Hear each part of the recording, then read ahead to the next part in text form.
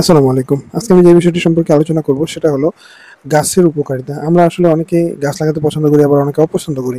কিন্তু আমরা কেন অপছন্দ করি? আমরা গাছ লাগাবো। এই গাছের উপকারিতা অনেক। গাছ পরিবেশকে রক্ষা করে। গাছ লাগালে পরিবেশ এবং মানুষের জন্য অনেক উপকার হয়। গাছ পরিবেশে পরিষ্কার রাখে, কার্বন ডাই অক্সাইড শোষণ করে এবং অক্সিজেন সরবরাহ করে। এছাড়াও গাছ বৃষ্টিপাত ঘটাতে সাহায্য করে, ভূমি ক্ষয়রোধ করে, বন্যপ্রাণীর আবাসস্থল তৈরি করে এবং বিভিন্ন ফল ও কাঠ সরবরাহ করে।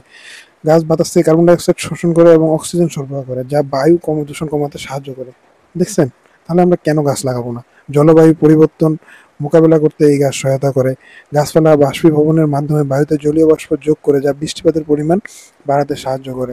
গাছের শিকড় মাটি ধরে রাখে, ফলে ভূমি ক্ষয়রোধ হয়। তারপর এটা বন্যপ্রাণীর আবাসস্থল তৈরি করে। গাছ থেকে ফল, কাঠ এবং অন্যান্য উপকরণ বিক্রি করে অর্থনৈতিকভাবে লাভবান হওয়া যায়। তাহলে আপনি কেন গাছ লাগাবেন না ভাই বলেন? গাছ থেকে অক্সিজেন সরবরাহ হয় এবং পরিবেশ পরিষ্কার থাকে, মানুষের শারীরিক এবং মানসিক স্বাস্থ্য ভালো থাকে। আর ইসলামের দৃষ্টিকোণ থেকে যদি আপনি দেখতে চান, তাও ইসলামে বলা হয়েছে গাছ লাগানোকে সদগায়ে জারিয়া হিসেবে গণ্য করা হয়, যা মৃত্যুর পরেও সওয়াব বয়ে আনে।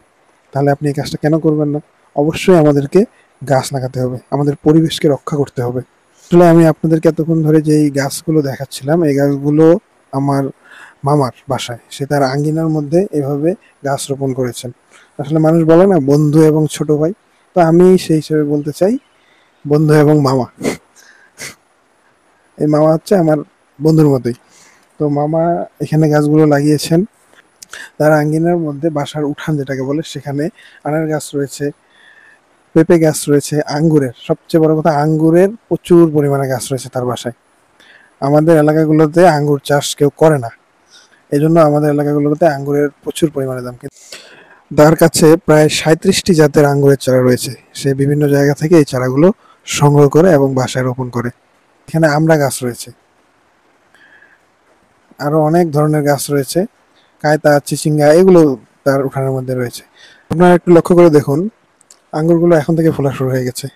আপনারা জানুয়ারি অথবা ফেব্রুয়ারির দিকে দেখবেন যে তার গাছে এত পরিমাণে আঙ্গুর হয়, যা আসলে বলে প্রকাশ করা যাবে না। আপনারা সবাই জানেন যে আঙ্গুর ফল টক, কিন্তু এই গাছের আঙ্গুর অনেক মিষ্টি।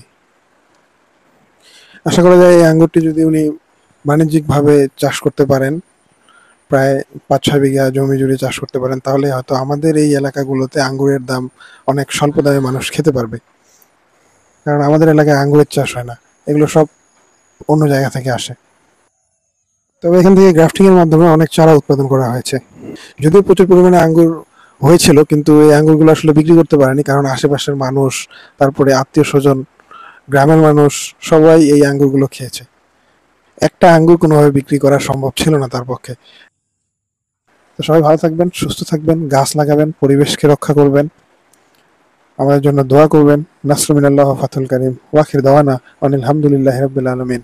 আসসালামু আলাইকুম ওয়া রাহমাতুল্লাহ।